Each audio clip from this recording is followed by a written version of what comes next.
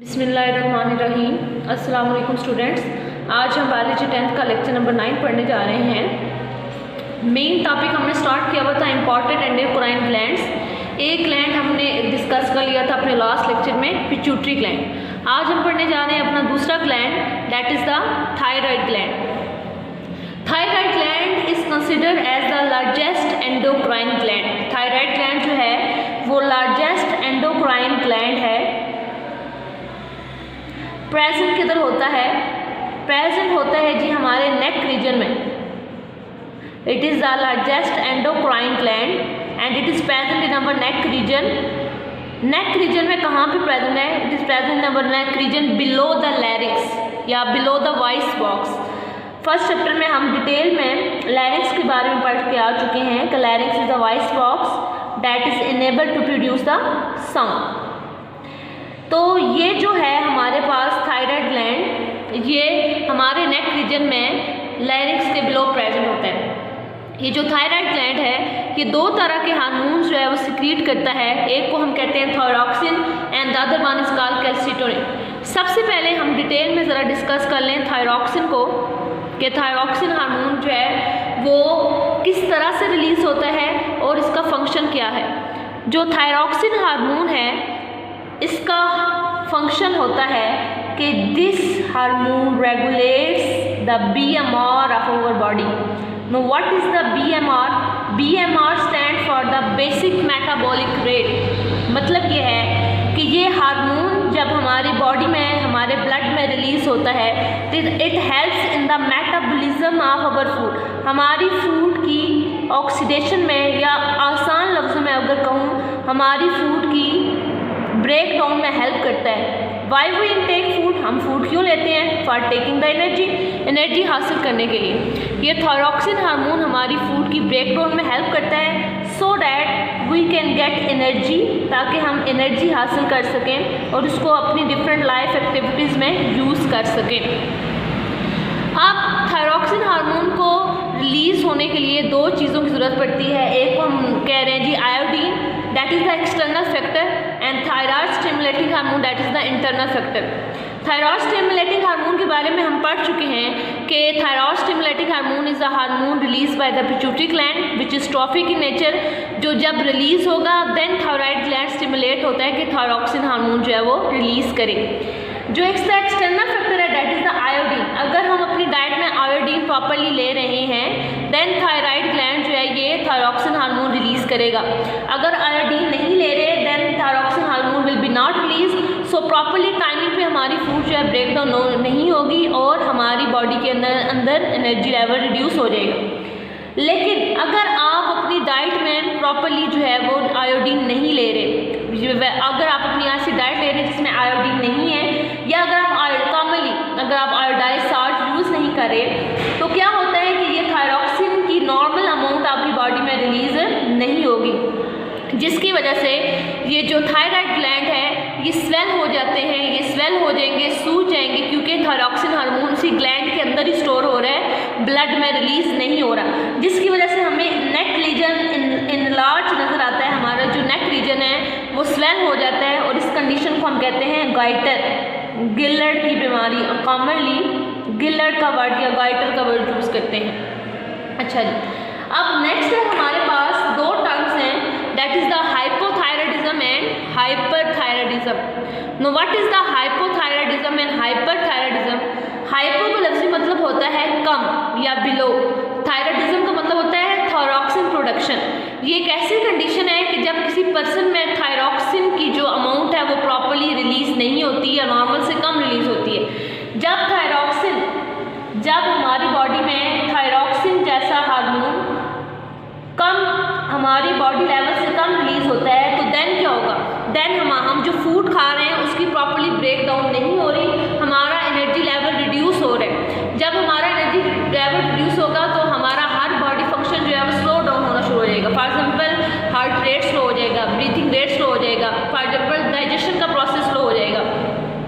इसी तरह तो हम जो है जितनी हमारी रिक्वायरमेंट है एनर्जी की जो है वो एनर्जी की रिक्वायरमेंट पूरी ही नहीं होगी। कहा यह जाता है कि हाइपोथायराइडिज्म में हर चीज़ कम होती है सिवाय एक चीज़ के, और वो चीज़ है जी वेट।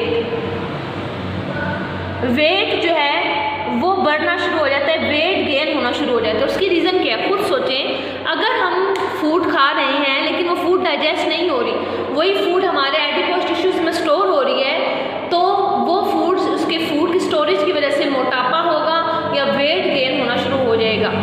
नेक्स्ट है हमारे पास हाइपरथायराइडिज्म। हाइपर का लफ्ज़ी मतलब होता है अबव या ज़्यादा। जब हमारी बॉडी के अंदर थायरॉक्सिन हार्मोन की प्रोडक्शन जो है वो ज़्यादा हो जाती है, देन जो है हमारे पास ये रिलीज़ होता है, देन हमारे पास ये कंडीशन आती है हाइपरथायराइडिज्म की, कि जिसमें क्या होता है कि हमारी हर बॉडी कंडीशन जो है वो नॉर्मल से अबव हो जाती है, नॉर्मल से हाइपर हो जाती है या हाई हो जाती है। जिस तरह हार्ट बीट इंक्रीज हो जाएगी, हमारा ब्रीथिंग रेट इंक्रीज हो जाएगा। इसी तरह अगर बहुत ज़्यादा एनर्जी लेवल है, जितनी भी फूड खा रहे हैं वो एनर्जी में कन्वर्ट हो रही है, हमारी बॉडी का एनर्जी लेवल जो है वो बढ़ गया, जिसकी वजह से हमारी जो है वो शिवरिंग की कंडीशन आ सकती है, कँपाना शुरू कर देगी बॉडी। इसी तरह जो है वो पसीना बहुत ज़्यादा आएगा। लेकिन इसमें भी ये बात है कि हर चीज़ बढ़ती है लेकिन एक चीज़ घटती है, और वो कौन सी चीज़ है, that is the weight. Weight loss होना शुरू हो जाता है। उसकी रीज़न क्या है, जितनी भी हम फूड खा रहे हैं, नॉर्मल कंडीशन ये है कि जो हम फूड खा रहे हैं, कुछ फूड जो है वो एडिपोज टिश्यू में स्टोर हो और कुछ फूड जो है वो हम उसको एनर्जी में कन्वर्ट करके अपनी लाइफ एक्टिविटीज़ को रेगुलेट कर सकें। लेकिन जो कुछ, ये नॉर्मल कंडीशन है। हाइपरथायराइडिज्म में ये होता है कि जितनी भी हम फूड खा रहे हैं वो टूट रही है, एनर्जी की फॉर्म में कन्वर्ट हो रही है, फूड एडिपोज टिश्यू में स्टोर नहीं होगी, जिसकी वजह से वेट लॉस होना शुरू हो जाता है। और लास्ट हार्मोन हम डिस्कस करने जा रहे हैं, दो ही हार्मोन रिलीज होते हैं थायराइड ग्लैंड से। थायरॉक्सिन को हमने डिस्कस कर लिया, अब है हमारे पास दूसरा कैल्सिटोनिन हार्मोन। कैल्सिटोनिन हार्मोन के नाम से प्रेजेंट हो रहा है, it usually relates with the calcium ion level. ये इसका जो काम है वो कैल्शियम से रिलेट होगा कुछ, वो किस तरह से। ये कैल्सिटोनिन हार्मोन क्या होता है कि ये क्या करता है, जब ये हार्मोन रिलीज होता है तो ये ब्लड से एक्स्ट्रा कैल्शियम को पिक करता है और बोन्स के ऊपर डिपॉजिट करवाता है। मतलब ये है बेटा, ये तब रिलीज होगा, ये कैल्सिटोनिन हार्मोन तब रिलीज होगा जब ब्लड के अंदर कैल्शियम लेवल ज़्यादा होगा। बात याद रखें कि हमारी बॉडी में कैल्शियम कहाँ चाहिए। तीन वो चीज़ें जहाँ पे मेजरली कैल्शियम चाहिए, मसल्स को, ब्लड को, बोन्स को। मसल्स की कंस्ट्रक्शन के लिए ज़रूरी है कैल्शियम, ब्लड क्लॉटिंग के लिए कैल्शियम ज़रूरी है, और बोन्स को स्ट्रांग बनाने के लिए कैल्शियम ज़रूरी है। जब हमारे ब्लड के अंदर कैल्शियम लेवल नॉर्मल से ज़्यादा होगा, देन ये हार्मोन रिलीज़ होगा ताकि ब्लड के अंदर इसको कम करके नॉर्मल पे लाया जा सके। अब कम कैसे किया जा रहा है कि ये हार्मोन ब्लड से एक्स्ट्रा कैल्शियम को पिक कर रहा है और बोन्स के ऊपर डिपॉजिट करवा रहा है। तो इस तरह फ़ायदा हमें ये हो रहा है कि बोन्स भी स्ट्रांग हो रही हैं और साथ ही साथ ब्लड के अंदर जो है कैल्शियम लेवल भी रेगुलेट हो रहा है। नेक्स्ट ग्लैंड जो हम डिस्कस करने जा रहे हैं उसका नाम है पैराथायराइड ग्लैंड। पैरा का मतलब होता है साथ, ऐसा ग्लैंड जो थायराइड ग्लैंड के साथ प्रेजेंट है। मतलब ये है कि थायराइड ग्लैंड किधर प्रेजेंट था, नेक रीजन में, तो पैराथायराइड ग्लैंड भी नेक रीजन में प्रेजेंट होगा। तो these are 4 in number. There are 4 parathyroid gland that are present on the posterior side. Posterior का मतलब पीछे की जानिब। ये 4 इन नंबर है, ये parathyroid gland. Total number of parathyroid glands are 4 and that they are present to the posterior of the thyroid gland, और present किधर है, हमारे neck region में। अब इससे बच्चों एक ही तरह का हार्मोन प्रोड्यूस हो रहा है जिसका नाम है पैराथार्मोन। और पैराथार्मोन का क्या काम होता है कि पैराथार्मोन जो है वो इंक्रीज करता है, it increase the calcium level in the blood. ये ब्लड के अंदर जो है कैल्शियम लेवल को इंक्रीज करता है। मतलब ये है कि ये तब रिलीज होगा जब ब्लड के अंदर नॉर्मल से कम कैल्शियम लेवल होगा। तो ये क्या करेगा, ये विल फेवर, ये फेवर लेगा किससे, बोन से, कि बोन से जो है वो कैल्शियम लेवल पिक करे और ब्लड के अंदर इसको कैल्शियम को पिक ऐड करे ताकि नॉर्मल पे जो है वो कैल्शियम आ सके। अगर आपको याद हो बच्चों, तो हमने थायराइड ग्लैंड का एक हार्मोन डिस्कस किया था लास्ट में अभी, कैल्सिटोनिन हार्मोन। कैल्सिटोनिन हार्मोन क्या कर रहा था, कैल्सिटोनिन हार्मोन जो है ये तब रिलीज होता था जब ब्लड के अंदर जो है वो कैल्शियम लेवल जो है, जब अब जरा बात सुनिएगा, कैल्सिटोनिन जो है ये क्या करता था, ये ब्लड के अंदर कैल्शियम लेवल को कम करता है और पैराथर्मोन ब्लड के अंदर कैल्शियम लेवल को बढ़ाता है। मतलब यह है कैल्सिटोनिन तब रिलीज होता है जब ब्लड में कैल्शियम लेवल ज़्यादा होता है, पैराथर्मोन तब रिलीज होता है जब ब्लड में कैल्शियम लेवल नॉर्मल से ज़्यादा होता है। तो कैल्सिटोनिन और पैराथर्मोन दोनों एक दूसरे के एंटागोनिस्टिक हार्मोन है, एक दूसरे के ऑपोजिट बिहेव करने वाले हार्मोन्स हैं। अब दो कंडीशंस है इसकी रिलीजिंग के रिलेट, इसकी सिक्रीशन से रिलेट, कि जब पैराथर्मोन जो है वो नॉर्मल से ज़्यादा रिलीज होता है, जब पैराथर्मोन नॉर्मल से ज़्यादा रिलीज होता है तो क्या होगा, बोन से ज़्यादा कैल्शियम आयन जो है, कैल्शियम आयन डाले जाएंगे ब्लड के अंदर, जिसकी वजह से क्या होगा, बोन्स जो है वो वीक होना शुरू हो जाएंगी। बोन्स वीक होंगी क्योंकि उसको स्ट्रेंथ कैल्शियम आयंस देंगे, जिसकी वजह से बोन्स क्या हो जाती हैं, ब्रिटल हो जाएंगी। Brittle means easy to break, bone strong नहीं रहेंगी, बोन्स वीक हो जाएंगी और उनका तोड़ना या उनके फ्रैक्चर के चांसेस जो है वो बढ़ जाएंगे। सेकंड कंडीशन हमारे पास कि जब पैराथर्मोन जो है वो कम रिलीज हो, जब पैराथर्मोन बेटा कम रिलीज होगा तो ऑटोमेटिकली ब्लड के अंदर कैल्शियम लेवल जो है वो डिक्रीज हो जाएगा। जब ब्लड के अंदर कैल्शियम लेवल डिक्रीज हो जाएगा तो ब्लड में ये कैल्शियम लेवल जो है वो क्या करता था, मसल्स को भी दे रहा था।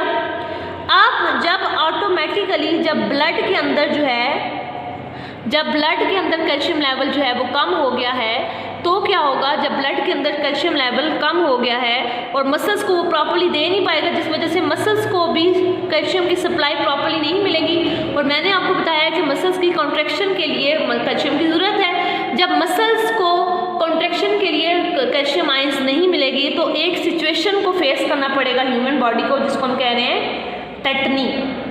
टेटनी की कंडीशन में क्या होता है बेटा कि जब जो है वो मसल्स जो है उनको कैल्शियम आयन नहीं मिलेगा, मतलब मसल प्रॉपर्ली टाइमिंग पे को जो है वो कॉन्ट्रैक्ट और रिलैक्स नहीं होंगे, जिसकी वजह से क्या होगा, मसल्स की ट्विचिंग होना शुरू हो जाती है। मसल विल बी ट्विच का मतलब होगा कि मसल जो है वो मतलब कि काफ़ी देर के लिए जो है वो कॉन्ट्रैक्ट रहेंगे। मतलब ये है कि जो बॉडी ऑर्गन्स हैं जो है वो अकड़ जाएंगे काफ़ी देर के लिए, प्रॉपर्ली जो है वो टाइमिंग में जो है कॉन्ट्रैक्शन और रिलैक्सेशन नहीं हो सकती।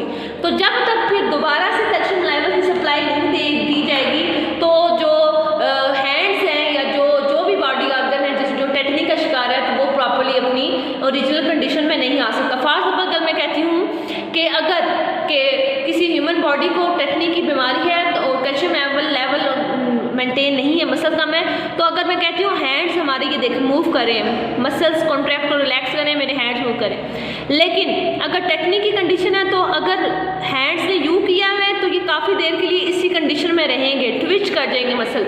फिर जब तक कैल्शियम लेवल मेंटेन नहीं किया जाएगा बॉडी में तब तक ये मसल जो है रिलैक्स नहीं हो पाएंगे अपनी ओरिजिनल कंडीशन में, या अपनी ओरिजिनल मैकेनिज्म को रेगुलेट नहीं कर सकेंगे।